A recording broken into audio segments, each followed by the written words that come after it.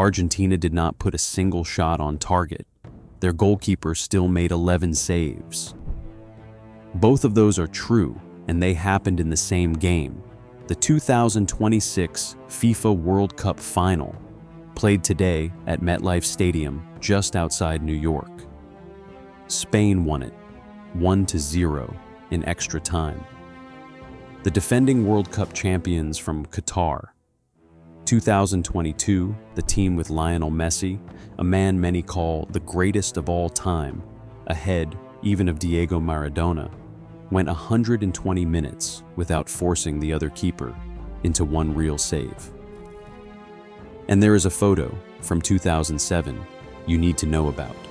A 20-year-old Messi bathing a 5-month-old baby at a charity calendar shoot in Barcelona. That baby was Lamine Yamal, the teenager who just beat him in a World Cup final. Think about that. Spain and Argentina met for the title on July 19th in East Rutherford, New Jersey. Through 90 minutes, nothing. Into extra time, the 106th minute, Ferran Torres, a substitute who'd only come on in the 62nd minute, finished off a Nico Williams header to win the whole thing. It's Spain's second World Cup ever, their first since 2010. For Argentina, it's a 7th final and a 4th loss. Now the number that runs through everything. Spain took 20 shots, 12 on target, according to Yahoo Sports. Argentina took 2, none on target, 2 shots, 0 on frame. Advanced metrics back that up. Spain's XG, expected goals, the stat that measures how likely a team is to score based on the quality of chances created, was reportedly around 3.2. Argentina's? Under 0.3. If you follow the NFL, picture a team that never once crossed midfield in the biggest game there is. That was the defending world champions. It got worse before it got better for them. In the 90th minute, Argentina's Enzo Fernandez, a midfielder who plays his club soccer for Chelsea in England, picked up a second yellow card for a late foul on a young Spain defender, Pau Cubarsí. A second yellow means you are sent off and your team finishes a man short. So, Argentina played all of extra time with 10 men against 11. The referee, Slovenia's Slavko Vincic, did not hesitate. VAR, the video assistant referee system that reviews decisions from the touchline, checked the call and let it stand. Here's what makes that scoreline strange, though. Argentina should have been buried. They weren't because of one man. Emiliano Martinez, the goalkeeper they call Dibu, made 11 saves. Per NPR, that's the most ever recorded in a men's World Cup final. 11, in a game his team lost. 9 of them came in regulation, according to Bleacher Report. And here's the part that reframes the whole night. Martinez reportedly played the final on a fractured finger he never had fixed. His words, per Bleacher Report: "All the specialists I consulted told me I had to have surgery or I wouldn't be able to play." Broken finger, 11 saves, and his team still couldn't get him a trophy. Let that sit for a second. If the name Martinez and the phrase World Cup Final and 11 saves makes you feel like you've heard this before, you kinda have. This is the same goalkeeper who was between the sticks in the 2022 FIFA World Cup Final in Qatar, when Argentina beat France on penalties in what many still call the greatest match ever played. That final went to extra time too, finished 3 apiece after 120 minutes, and Martinez saved 2 penalties in the shootout. That one he got the trophy. This one, he saved 2 more, but his team couldn't give him a single shot to work with. 2 finals, all-time goalkeeping performances, 1 winner's medal. So why did this one matter so much?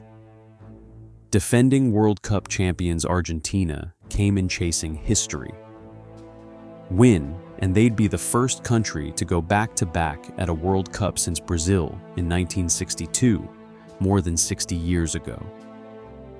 In American terms, think of how rare a Super Bowl repeat is, then stretch it across 4 years and the entire planet.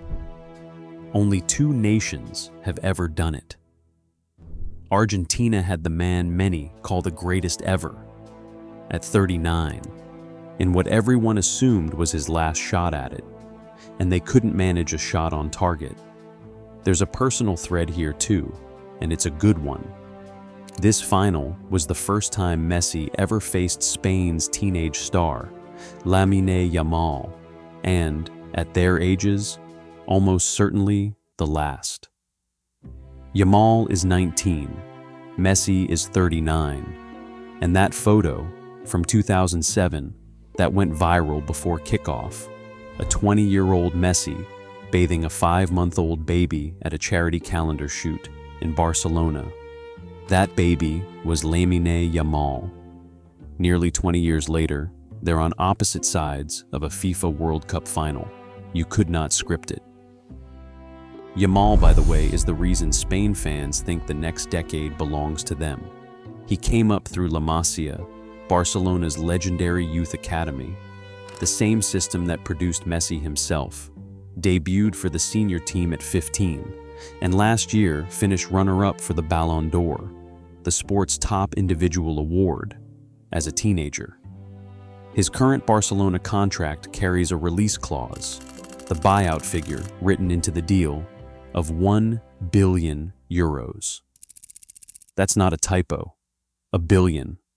Reportedly the highest in the club's history. For context on what this World Cup win does to that number, it doesn't go down. Spain's midfield engine through the tournament also deserves a mention here. Rodrigo Hernandez, Rodri, Spain's reigning Ballon d'Or winner and the anchor of their midfield, orchestrated the possession game that made Argentina's 2-shot night feel almost inevitable. Alongside him, Pedri and Gavi, both Barcelona products, controlled the tempo in a way that kept Argentina's attack permanently suffocated. Pedri, in particular, was relentless, the kind of player who makes expected goals numbers look tidy by making chaos look orderly. Between the three of them, Spain's La Liga backbone translated directly to World Cup dominance. Back to the man who actually decided it. Ferran Torres wasn't even supposed to be the story.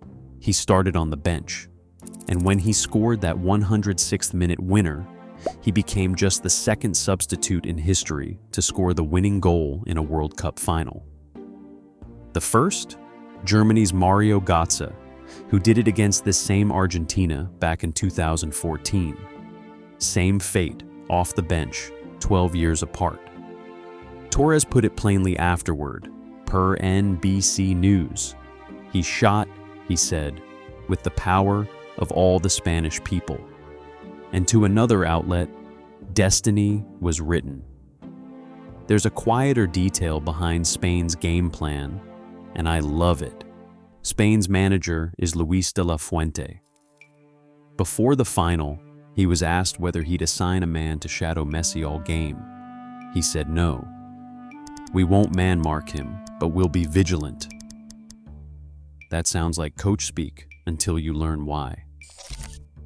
Back in 2004, De La Fuente coached against a 16-year-old Messi in a Spanish youth game. When his marker got subbed off, Messi scored 4 goals in 15 minutes.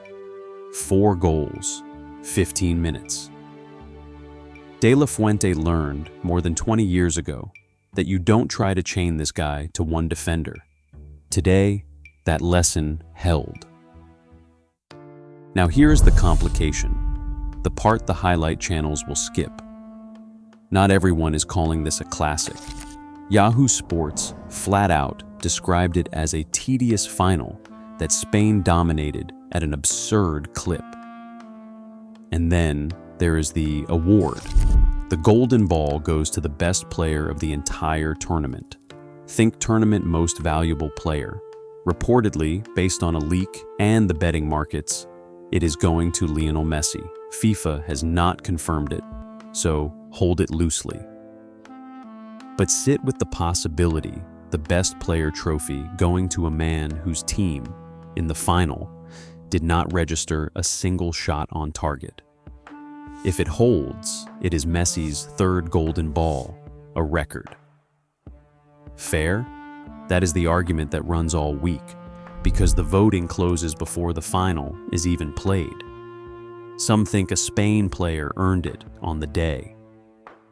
And if you are in the Maradona versus Messi debate, and plenty of people are today, a third golden ball for a man who just lost a World Cup final is going to fuel both sides.